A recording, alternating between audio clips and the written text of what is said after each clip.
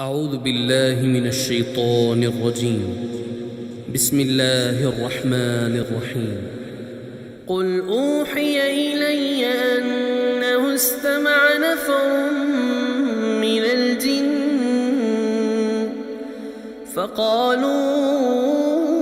إنا سمعنا قرآنا عجبا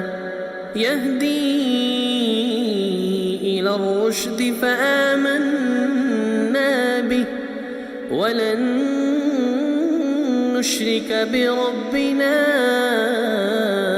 أحدا وأنه تعالى جد ربنا ما اتخذ صاحبة ولا ولدا وأنه كان يقول سفيهنا على الله شططا وأنا ظننا أن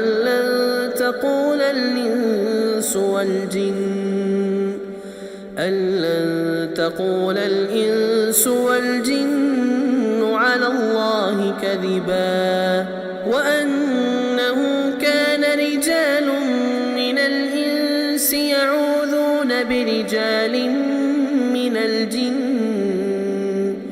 يعوذون برجال من الجن فزادوهم رهقا وأنهم ظنوا كما ظننتم أن لن يبعث الله أحدا وأنا لمسنا السماء فوجدناها ملئت حرسا شديدا وشهبا وأنا كنا نقعد منها مقاعد للسمع فمن يستمع الآن يجد له شهابا رصدا وأنا لا ندري أشر أريد بمن في الأرض أم أراد بهم ربهم رشدا وأنا منا الصالحون ومنا دون ذلك كنا طرائق قددا وأنا ظننا أن لن نعجز الله في الأرض ولن نعجزه هربا وأنا لما سمعنا الهدى آمنا به فمن يؤمن بربه فلا يخاف بخسا ولا رهقا وأنا منا المسلمون ومنا القاسطون فمن أسلم فأولئك تحروا رشدا وأما القاسطون فكانوا لجهنم حطبا وأن لو استقاموا على الطريقة لأسقيناهم ماء غدقا لنفتنهم فيه ومن يعرض عن ذكر ربه يسلكه عذابا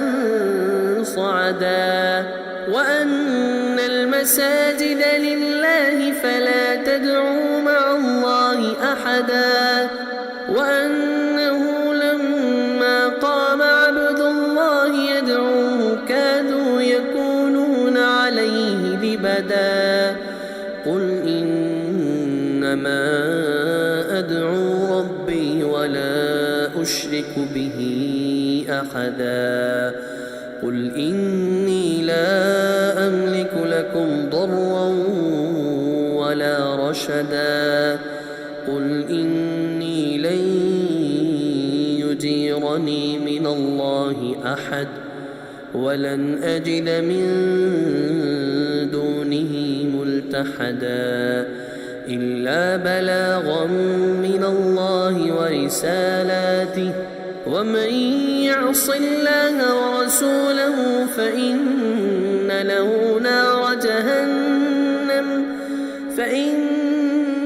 له نار جهنم خالدين فيها أبدا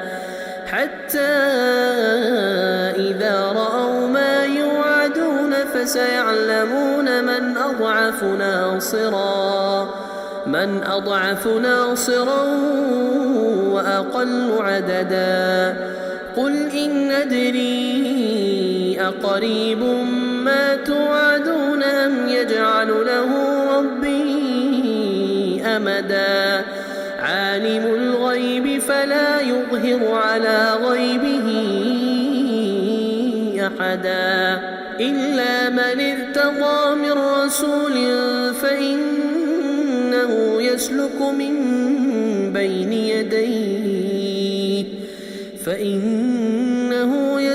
من بين يديه ومن خلفه رصدا ليعلم أن قد أبلغوا رسالات ربهم وأحاط بما لديهم وأحصى كل شيء عددا.